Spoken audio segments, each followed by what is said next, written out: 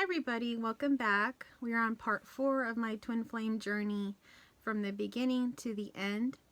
And this story time follows my book, which is my actual twin flame journey.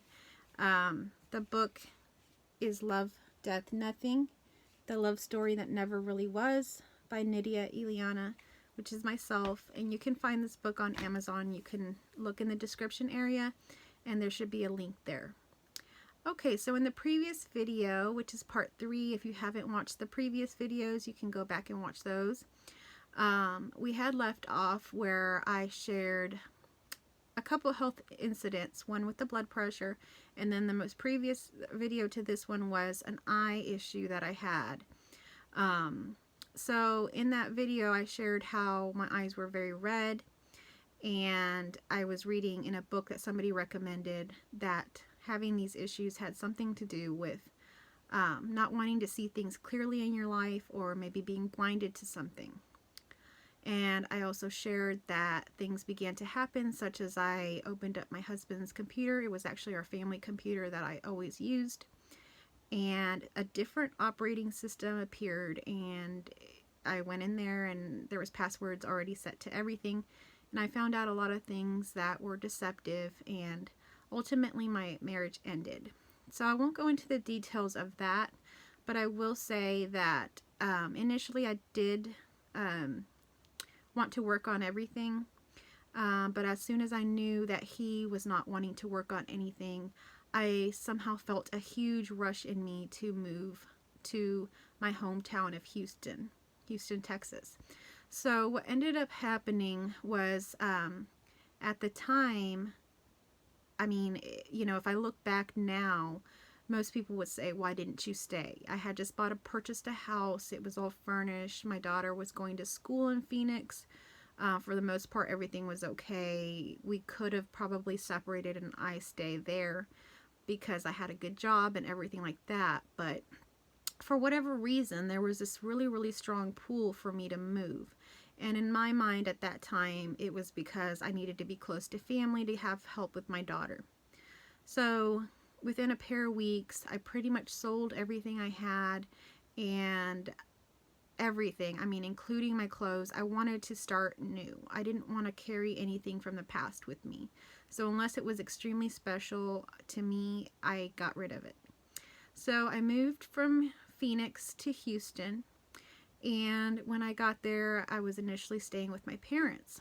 And I had a strong desire to start going to work as soon as I got there. And I think I got a job. I got a job on the spot over the phone, maybe just a couple days after I had arrived in Houston.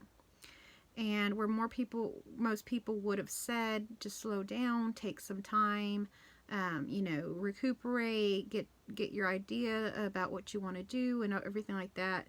I didn't take any time, and I really could have. It was not really a money thing because at the time I did have money from my divorce and things, but I was in a very big hurry in my mind to get myself situated with a job, with a place to live, and all of that in order.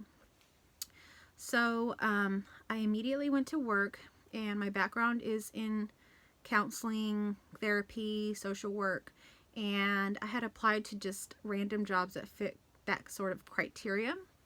And I actually got a job at a place that I really never expected to work at. I didn't have any experience in this area, but it was, you know, social work related. So what it was refugee services, and what they do is help refugees that are arriving in the United States have a support system and some guidance in getting settled here in the United States, helping them when they get here, get off the airplane, getting them to an apartment, getting them furnished, helping them with their visa or job permits and things like that, and any legal status things they got going on, helping them get a job, their kids in school. So everything you would need to do when you come to a new country. So so I worked in that, and that was quite an experience. It was pretty very involved, a lot more hectic than I thought, But I learned a lot, and I think the most valuable thing was seeing refugees coming from other countries where maybe there was wars, or even there was just injustice or no way for them to really survive and live anymore. And seeing them come to this country with absolutely nothing. If anything, most of them were stripped of all their education, you know, like their diplomas and any prospects of whatever kind of profession they held at that other country.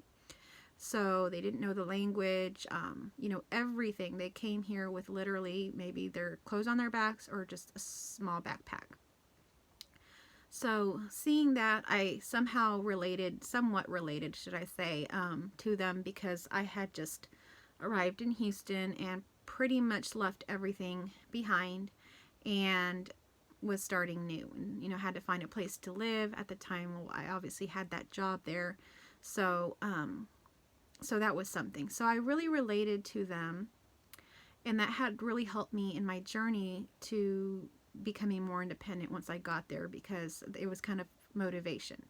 You know, I can remember a doctor who was from Cuba, and when he came to this country, he was not allowed to take his diploma or any of his educational background here. So he had to go work at a car wash and washing cars, and you should have seen the smile on this man's face when he found out he had a job at the car wash. And he knew it was a car wash job, but he was just so happy to be here in this country and to have opportunity and potential to whatever dreams he may have had. So it was quite enlightening and beautiful to see that. And what you'll find a lot of times after awakenings, like I've had 3 awakenings, you pretty much start losing everything, but you are kind of, should I say, reborn in a different way, and you have potential for something new. So if I, you know, rationalize stuff in this story, because nothing is really happening, nothing is really true here. Everything that I'm talking about here is all in the story. So it's not the real reality. This is still, what I'm talking about is still the illusion.